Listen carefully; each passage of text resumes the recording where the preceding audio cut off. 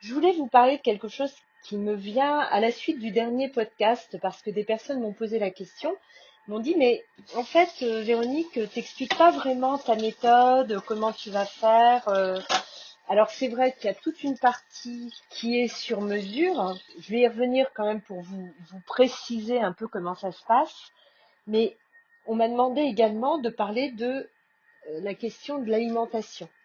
C'est-à-dire pour les personnes qui ont tendance à, de manière un peu compulsive ou sans vraiment faire attention, à manger plus que de raison et ensuite, évidemment, se reprocher de ne pas avoir été, de s'être laissé influencer ou d'avoir craqué. La méthode, elle fonctionne également pour ça, dans la mesure où l'idée, c'est d'aller trouver.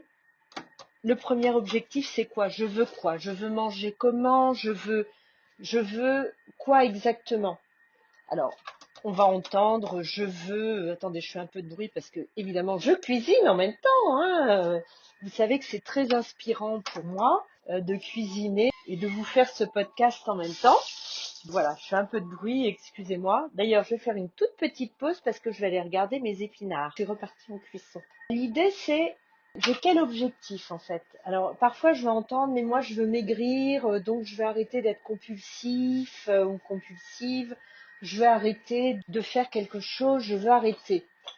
Ok, j'entends bien arrêter. Je veux arrêter de boire 4 verres quand je pourrais en boire un et l'apprécier pleinement. Ok, j'entends ça. Mais ça, c'est pas ce qui va vous motiver, qui va à réduire sa consommation alimentaire. Ce qui va venir ensuite, ça peut être pour l'alcool comme pour l'alimentation, c'est je veux réduire parce que je veux maigrir. Ok, vous voulez maigrir, très bien. Je veux perdre un peu de poids. Oui, si vous arrêtez l'alcool ou si vous diminuez considérablement votre consommation d'alcool, évidemment, vous allez maigrir parce que l'alcool, a cette particularité, c'est qu'il va prendre de la place alors que si vous êtes en train de dîner par exemple et que vous buvez 4 verres de vin, eh bien, ce qui va se passer, c'est qu'à un moment donné, il va y avoir saturation sur la gestion des aliments.